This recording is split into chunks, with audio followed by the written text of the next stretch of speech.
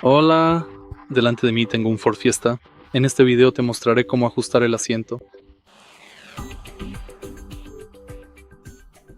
Echemos un vistazo al asiento del conductor. Y justo aquí tenemos la primera palanca, con la cual podemos ajustar de manera fácil y rápida la altura del asiento.